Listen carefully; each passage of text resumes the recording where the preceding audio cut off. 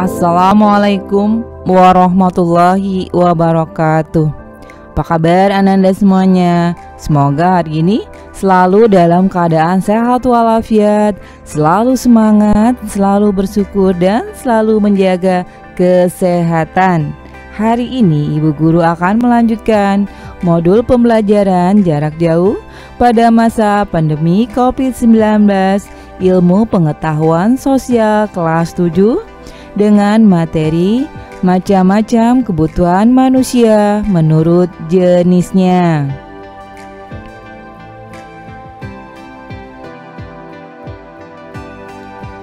Tujuan pembelajaran.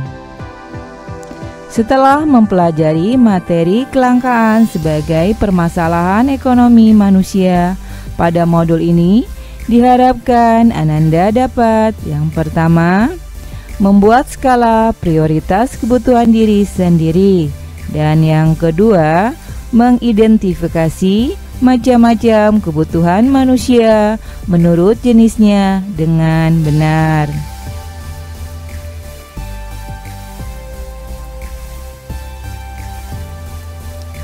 Kebutuhan manusia sangat beragam dan selalu meningkat.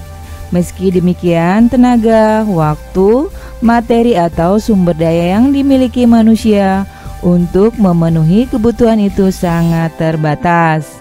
Oleh karena sebagai manusia sangat bijak apabila kita mampu memilih kebutuhan mana yang benar-benar kita butuhkan untuk dicukupi.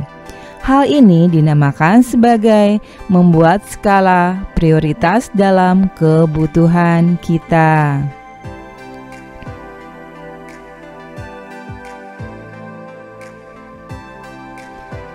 Dalam keluarga, membuat skala prioritas adalah penting untuk dapat menyesuaikan antara jumlah pendapatan atau penghasilan yang dimiliki keluarga dengan jumlah kebutuhan penting yang harus dipenuhi. Pembuatan skala prioritas dapat dilakukan dengan cara membuat daftar yang berisi semua kebutuhan penting yang harus dipenuhi keluarga dan kemudian membuat ranking atau urutan mengenai kebutuhan mana yang paling mendesak dan harus dipenuhi dahulu daripada kebutuhan lainnya.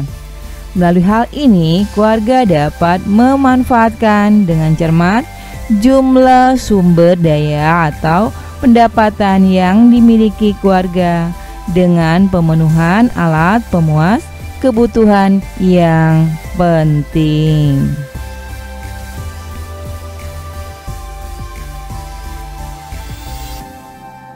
Ya, selanjutnya macam-macam kebutuhan manusia.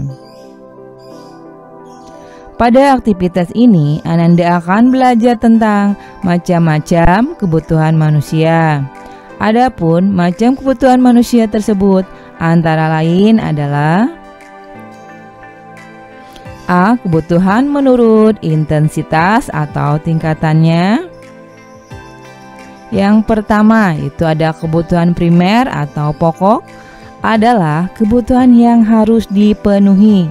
Apabila tidak dipenuhi akan mempengaruhi kelangsungan hidup manusia. Contoh, bahan makanan, pakaian, dan rumah. Tanpa makanan, pakaian, dan rumah, manusia bisa sakit atau bahkan meninggal karena kelaparan, kedinginan, dan kepanasan. Yang kedua itu kebutuhan sekunder atau tambahan, adalah kebutuhan pelengkap setelah kebutuhan primer. Melalui terpenuhinya kebutuhan sekunder, manusia akan hidup dengan nyaman. Contoh, perabot rumah tangga seperti lemari, kursi, meja, televisi, radio, tempat tidur, dan kendaraan. Selanjutnya yang ketiga itu kebutuhan tersier atau mewah, adalah kebutuhan yang akan dipenuhi setelah kebutuhan primer dan sekunder telah terpenuhi. Pemenuhan kebutuhan tersier biasanya berhubungan dengan harga diri, prestise atau kebanggaan seseorang.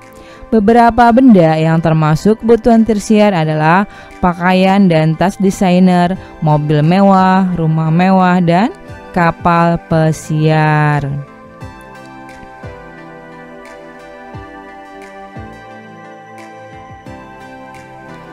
B. Kebutuhan menurut sifatnya.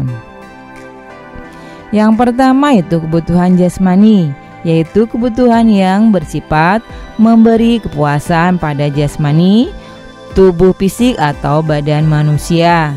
Contoh, makan, olahraga, vitamin, atau obat bagi orang yang sakit.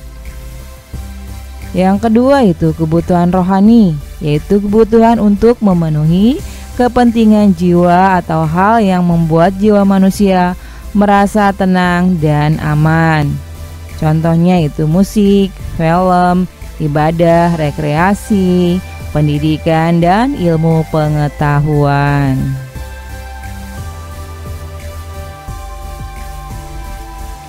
Ya, selanjutnya C. Kebutuhan menurut waktu penggunaannya.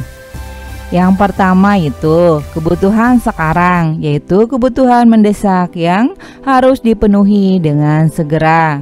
Contoh, makanan dan minuman untuk hidup sehari-hari dan obat bagi orang yang sakit. Yang kedua itu kebutuhan masa yang akan datang, yaitu kebutuhan yang saat ini belum mendesak untuk dipenuhi atau dapat ditangguhkan. Pemenuhan kebutuhan ini dapat dipersiapkan dari sekarang. Contoh, uang tabungan untuk pendidikan.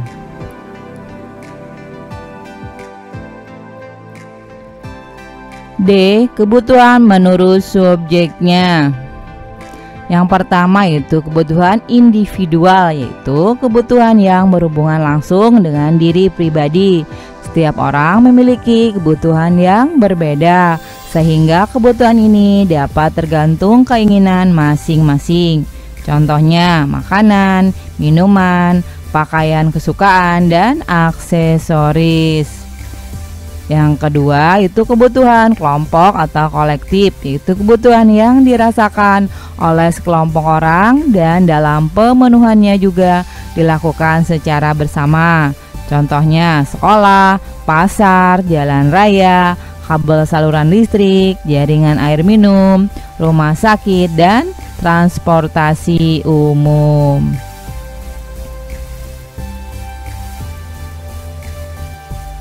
Selanjutnya kebutuhan menurut kelangkaan atau cara memperolehnya. Yang pertama itu barang ekonomis, yaitu semua barang yang jumlahnya terbatas dan memerlukan pengorbanan untuk memperolehnya. Contohnya sepatu, jam tangan, dan pakaian. Yang kedua itu barang bebas, yaitu semua barang yang jumlahnya banyak dan tidak memerlukan pengorbanan untuk memperolehnya.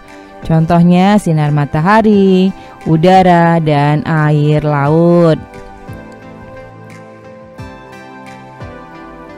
Selanjutnya F. Kebutuhan menurut hubungannya dengan barang lain. Yang pertama itu barang substitusi, yaitu barang yang penggunaannya dapat saling menggantikan. Contohnya, nasi dapat diganti dengan roti atau singkong. Yang kedua itu barang komplementer, yaitu barang yang dalam penggunaannya harus saling melengkapi. Contohnya, kompor dengan bahan bakar, motor dengan bensin. Ya, selanjutnya G. Kebutuhan menurut tujuan penggunaannya. Yang pertama itu barang produksi atau modal, yaitu barang yang tidak dapat langsung digunakan untuk memenuhi kebutuhan manusia. Barang ini harus melalui proses dahulu baru dapat digunakan.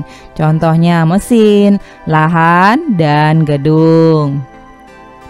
Yang kedua yaitu barang konsumsi, adalah barang yang dapat langsung digunakan untuk memenuhi kebutuhan. Contohnya buku dan alat tulis.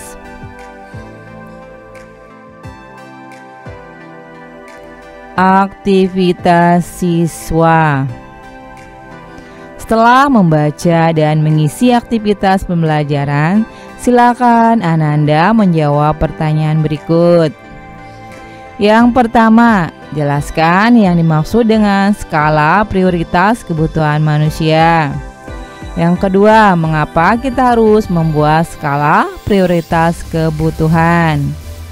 Yang ketiga, sebutkan 8 macam kebutuhan manusia menurut jenisnya. Yang keempat, jelaskan mengenai kebutuhan menurut intensitasnya atau tingkatannya.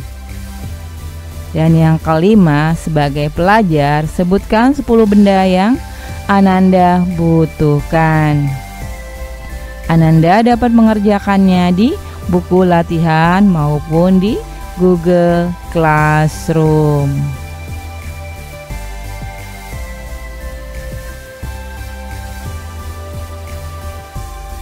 Demikianlah pembahasan hari ini. Semoga bermanfaat.